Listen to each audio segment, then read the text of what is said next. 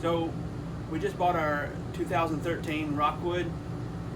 Really nice fifth wheel. We're really pleased with it. The only problem is there's a little issue with a leak. So I know a little bit about roofing, and I know that this is not necessarily a roofing leak. This is having to do with the air conditioning. So I've done a little research on YouTube and seen where other people have had the same problem, where you have a condensation leak while it's running. So what I'm going to do is I'm going to go up on top of the roof and see if I can take a look at it and see what we need to do to clean that condensation line out and see how it goes. So anyways, you can come with us and check it out. So it's very important to notice your access point. You have to be really careful. Sometimes it can be slippery. Something that's very important is once you get on the roof, these RV roofs are very vulnerable to punctures. So be careful where you're walking. If you have a lot of dirt or maybe gravel that you're walking in, make sure that your feet are clean by the time you get up there so you don't cause any other problems with your RV roof. I'm going to take a drill with me, a knee pad, and also I'll use one of these to set the drill on the pliers or any screws so that I don't damage the roof or puncture it in any way. So we're up on top of the RV now. The unit is running, but we are going to turn that off before we get started. You have a plastic shroud or a cover, so it's pretty much self-explanatory. You take a few bolts out and then you expose the unit. And we'll pick it up from after I've got the cover off. Okay, so I've removed the cover of the air conditioning unit on the roof. Just be really careful when you set it. Maybe set it upside down on some of the rounded edges so you don't have one of the square edges poke a hole in the roof there again. Okay, so I've got the cover off here. I'm going to have to go just a little bit further inside the unit, looks like.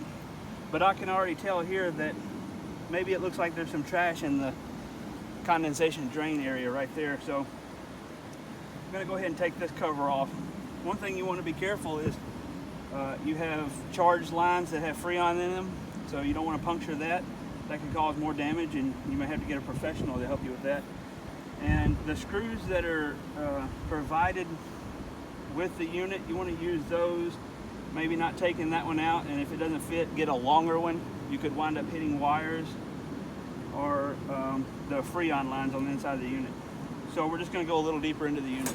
So I took a small access panel door off, and I can see in here on this side where the water is pooling up, and so there's a little small hole right there that you use to drain. You just want to go ahead and just clean that out really good. As soon as I moved some of the debris and the trash, the water just started coming out, the condensation. So I'm just going to take a little further look and make sure that that's all that we need to do. I don't need to do anything. Okay, so we've got the cover off of the unit, and I exposed one little area I thought was going to be the problem, but it turns out that that wasn't the problem. Actually, where the main electrical is there was water in that area. So it told me that something else was backing up, because there should be no water in that area at all. If so, there's a little drain line over trough area over here that should be like an emergency or a backup area, but there's water in where the electrical stuff is.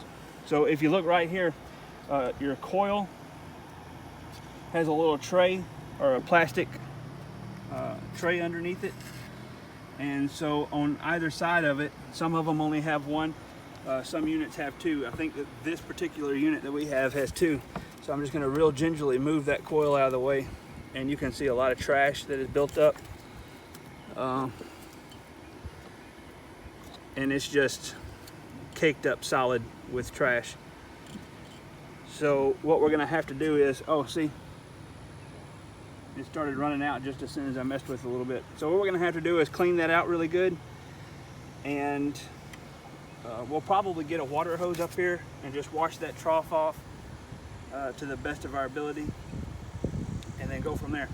But it's a relatively simple fix, and then I'll have a video explaining a little more about it after we get through with this step. Okay, so we've gotten the drain pan out now. To do that, it was underneath the coil, You have to keep in mind that you have electrical lines, you have your thermostat wire that's here, and also you have your Freon lines that come in here. So I suggest that if you're messing with this and you're going to do this type of repair yourself, you have a little flexibility in the lines, but you can't really go jerking on it or pulling up on it really hard, because you could damage one of the electrical lines or the Freon line. But we were able to pull it up just enough to get the drain pan out. So here's the drain pan. Basically what this is years of residue. This is a 2013, so it's not really that old, relatively speaking. We're in 2018 right now, but it's enough grime and dirt. You got to think it may have been somewhere where it was dusty or under a tree or just anything, and so it's allowed these things to build up. Also, the filter is right here that goes into the trailer itself, so it's really important to keep those clean. You can see there's a little debris and stuff there. That gets sucked up and goes right into the coil, and eventually that kind of stuff works its way down into the drain pan, causing it to back up. So we see here that there is a hole on this end of our drain pan and a hole on this end of our drain pan. I'm just going to go ahead and dump this out for the sake of time. You see on the bottom of it is really small, those holes, so they can stop up. I don't know if this is recommended or not, but what I'm going to do is I'm going to go ahead and clean this drain pan out. I'm going to drill those holes just a little bit bigger. Being an older unit, I don't really want to go into the unit a lot, back into it, so I don't do any further damage to it. So I want to make sure that those holes are big enough where little lumps of trash can fall out of it easily. So we'll go ahead and do that and clean the drain pan, and then we'll pick back up. Okay, so I've taken this down and I've washed it out. You can see it's nice and super clean. Also the holes, I went ahead and drilled them a little bigger. Just be careful. I just noticed this now, that after I drilled it, there's kind of like a piece of the plastic that could cause more trash to get stuck on there. So the hole that I drilled would probably be useless in that instance.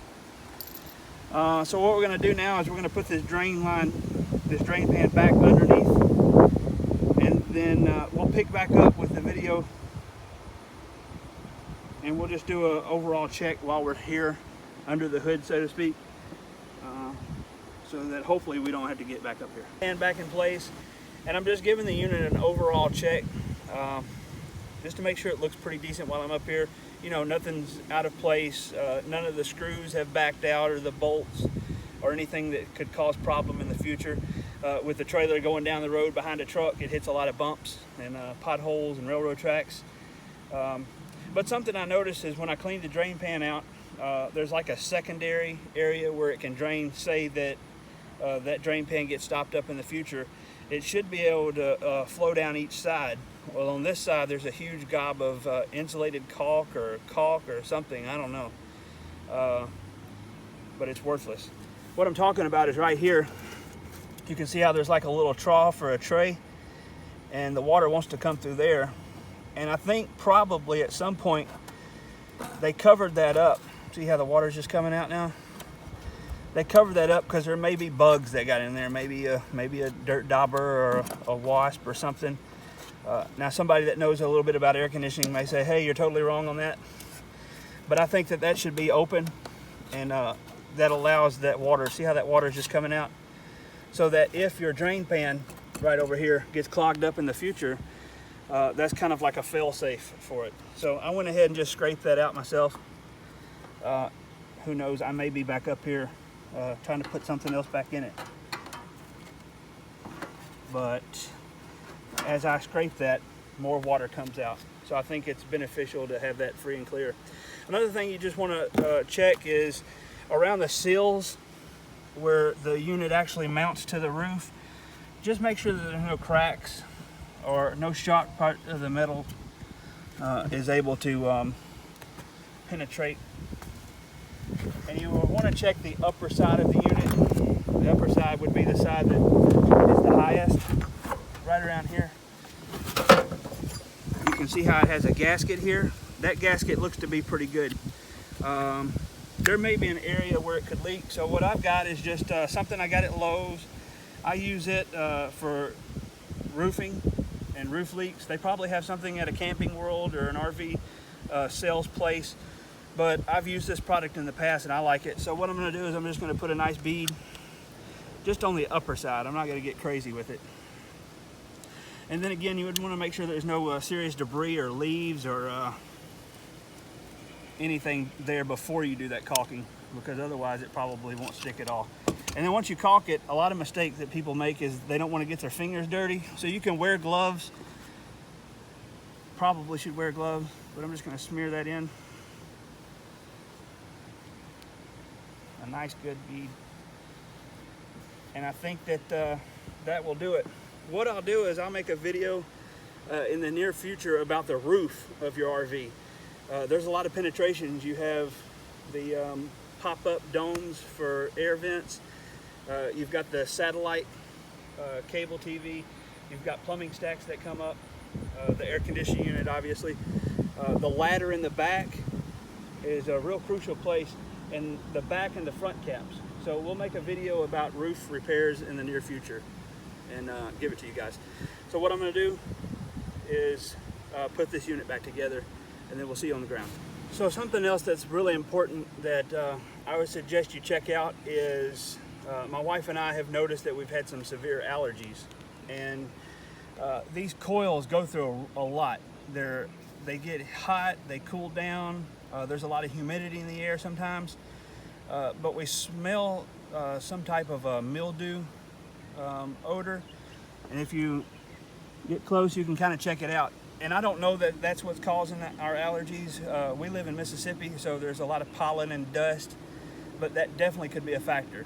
One thing that we'll probably do is we'll be back up here on this unit, and I'm going to do some research and get something that we can clean this coil out with.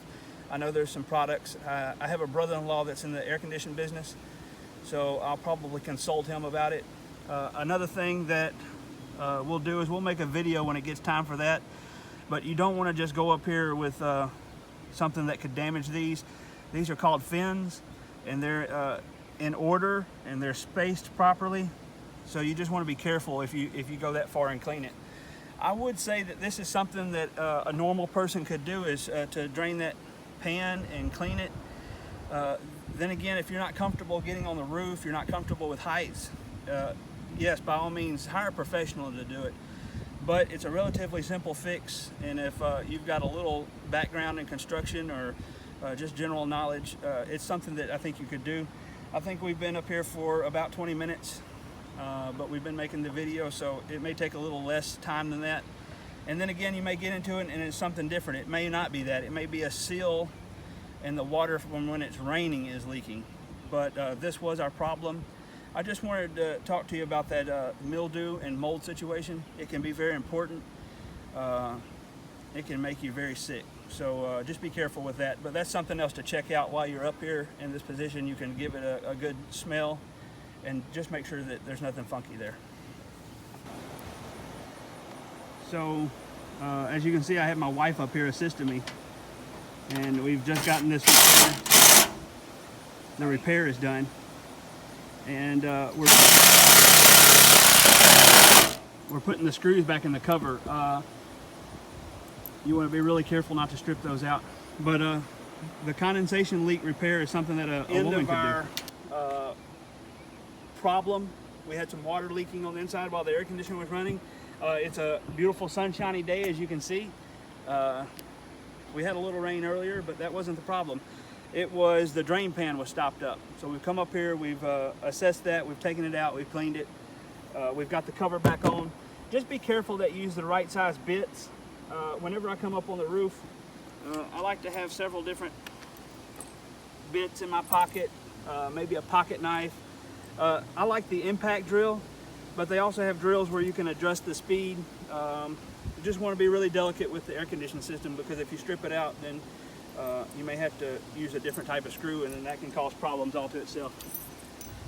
Most important thing to remember is when you're on the roof, even though you're looking at the air conditioning problem, just make sure that you don't put any scratches or any holes in your roof, because then that can cause another problem, and then that leads to other problems. So just be careful on the roof.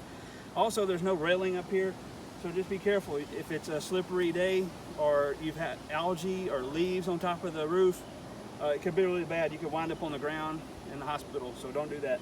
But that's it. That's pretty much done. So we're gonna go down and check it out, turn it on, let it run for a little bit, and make sure that we've fixed the problem. So we'll see you back on the ground. We're back on the ground. We're inside. We've been up on the roof fixing the drain pan. The air conditioning's been running for about 10 or 15 minutes now. We were actually able to remove the pots and pans that we had down here on the floor. You don't remember that? Just causing a real big mess. You don't know how good it feels not to have that constant drip, drip, drip. So it was a relatively simple fix. Again, I would suggest that if you're not good with heights, don't get on top of the camper, because it can be dangerous, not to scare you off of it. And then also, if you're not inclined to some type of construction, although you can learn, you can watch a few YouTube videos and pick it up really fast. But just be very careful with the repair, because that's your air conditioning unit on your RV. We live in Mississippi, so it's really hot. So if that thing goes out, then we basically go out. So it's not going to be very good. But that's it. I hope the video helped you. If you need help or you have a suggestion for me, that way I could have done something better, or maybe you saw something that I did wrong I need to fix or correct, just put it in the comment section. Hit us up. We'd love to hear from you, and just let us know what's going on in your RV world.